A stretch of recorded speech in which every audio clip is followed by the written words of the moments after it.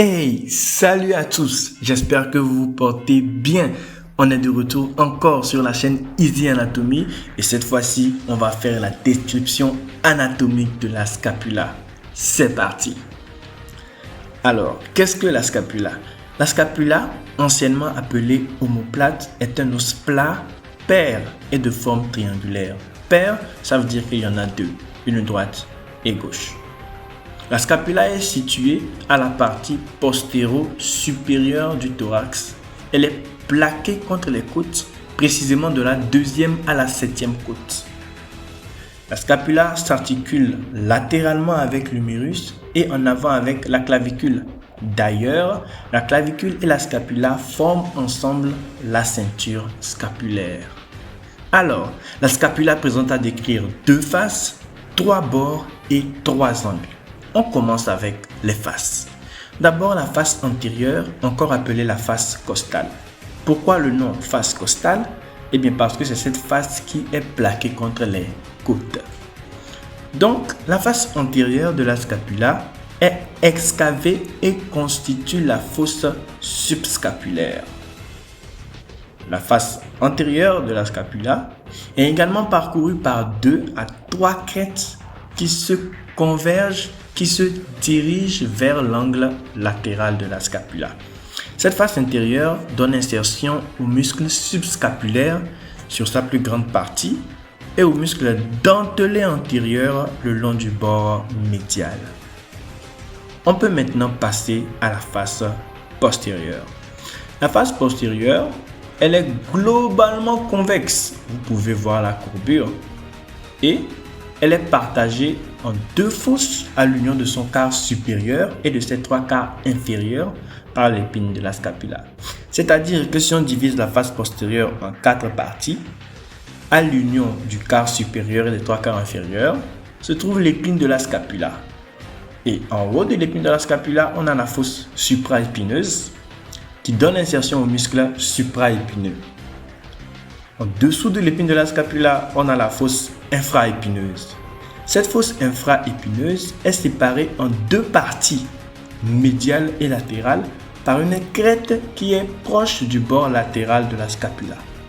Ainsi donc, la partie médiale de la fosse infraépineuse va donner insertion au muscle infraépineux et la partie latérale va donner insertion aux muscles grand et petit rond. Alors, on avait parlé de l'épine de la scapula. C'est quoi au juste? L'épine de la scapula, c'est une lame osseuse dirigée perpendiculairement à la face postérieure de la scapula. Comme on avait déjà dit, elle est située à l'union du quart supérieur et des 3 quarts inférieurs de la face postérieure de la scapula. L'épine de la scapula présente à décrire 2 faces et 3 bords. Ne vous en faites pas, je vais représenter des schémas pour que vous puissiez visualiser exactement où se trouvent les 2 faces et les 3 bords. D'abord la face supérieure. Oui, la face supérieure, elle va donner insertion au muscle supraépineux. Le muscle supraépineux qui continue également dans la fosse supraépineuse. Ensuite, la face inférieure. La face inférieure donne insertion au muscle infraépineux. On passe au bord maintenant. Le bord antérieur de l'épine de la scapula, en fait, il est presque inexistant. C'est juste la partie par laquelle l'épine de la scapula est soudée à la face postérieure de la scapula. Donc, en fait, c'est pas vraiment un bord, mais bon, il y a certains qui en tiennent compte. Le bord postérieur maintenant, lui, il est épais. Il porte le tubercule du muscle trapèze. Le bord postérieur de l'épine de la scapula va donner insertion sur son versant supérieur au muscle trapèze et sur son versant inférieur au muscle deltoïde.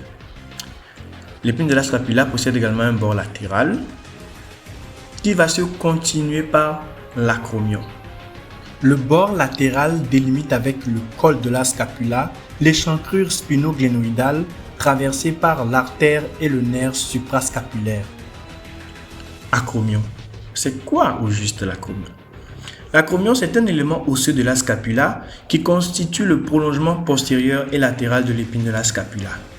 L'acromion est plat de haut en bas. Il présente 2 faces et 2 bords. La face supérieure de l'acromion, elle est sous-cutanée, donc palpable au niveau de la peau. cette face est convexe. La face inférieure de l'acromion, elle est lisse et légèrement concave. Le bord latéral de l'acromion est dans le prolongement de la lèvre supérieure du bord postérieur de l'épine. Le bord latéral de l'acromion donne insertion au muscle deltoïde. Le bord médial de l'acromion maintenant. Il est court et il est toujours dans le prolongement de l'épine. Il donne insertion au muscle trapèze, ce muscle qui s'insère également sur l'épine de la scapula. À l'avant, le bord médial de l'acromion présente une surface articulaire plane et ovale qui regarde en avant, en dedans et en haut. Elle répond à la facette articulaire acromiale de la clavicule. Donc, c'est l'acromion qui porte la surface articulaire grâce à laquelle la scapula s'articule avec la clavicula. Passons maintenant au bord de la scapula. La scapula a trois bords. D'abord, le bord supérieur. Le bord supérieur de la scapula s'étend entre l'angle supérieur et l'angle latéral de la scapula. Ce bord est oblique en bas et en dehors et il est séparé du processus coracoïde par l'incisure scapulaire. Alors le bord supérieur de la scapula reçoit les insertions de dedans en dehors du muscle homo-hyoïdien et du ligament transverse supérieur de la scapula. Au-dessus du ligament passent les vaisseaux suprascapulaires, l'artère et la veine suprascapulaire. Parlons maintenant du bord médial. Le bord médial de la scapula, encore appelé le bord spinal. Pourquoi? Parce que c'est le bord qui est proche du milieu du dos. Or, on sait qu'au niveau du milieu du dos, c'est la colonne vertébrale qui contient la moelle osseuse ou la moelle spinale. Donc, bord médial ou bord spinal. Le bord médial s'étend entre l'angle supérieur et l'angle inférieur de la scapula. Il est convexe en dedans. Il donne insertion dans son quart supérieur au muscle élevateur de la scapula et dans la partie inférieure restante aux muscles petits et grands rhomboïdes. Le bord latéral. Le bord latéral de la scapula se situe entre l'angle latéral et l'angle inférieur de la scapula. Il est renforcé, donc c'est un bord solide. Passons maintenant aux angles de la scapula. Toujours au nombre de 3, parlons premièrement de l'angle supérieur. L'angle supérieur de la scapula se trouve à la jonction des bords médial et supérieur de la scapula. Il est presque droit. Le muscle élevateur de la scapula y déborde. L'angle inférieur.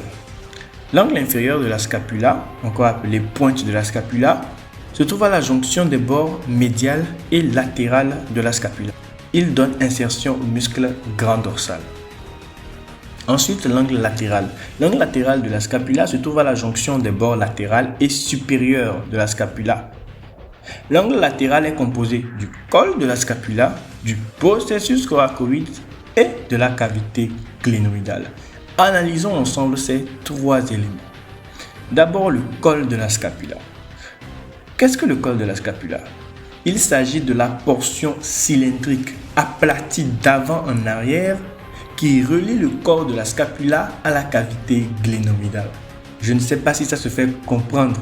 Le col de la scapula a la forme d'un cylindre qui est aplati d'avant en arrière et il relie le corps de la scapula à la cavité glénoïdale. J'espère que c'est clair. Le col de la scapula présente le tubercule supraglénoïdal au niveau de la partie supérieure qui va donner insertion au chef-long du muscle biceps brachial. Il présente également le tubercule infraglénoïdal, donc au niveau de la partie inférieure du col, qui donne insertion au chef-long du muscle triceps brachial. Parlons maintenant du processus coracoïde. D'abord, c'est quoi un processus pour ceux qui se posent la question? En fait, un processus, c'est tout juste une expansion qui est nettement détachée d'un os. Donc, l'expansion est telle qu'on dirait que c'est quelque chose qu'on a accroché à l'os. Donc, le processus coracoïde, en fait, c'est juste une excroissance osseuse en forme de doigt semi-fléchi qui est située à la partie antéro-supérieure du col de la scapula. Donc, la partie antérieure, mais également la partie supérieure du col de la scapula. Le processus coracoïde présente à décrire un apex et deux segments. Alors l'apex du processus coracoïde est dirigé latéralement, donc il regarde en dehors. Il donne insertion au muscle coraco-brachial et au chef court du biceps brachial.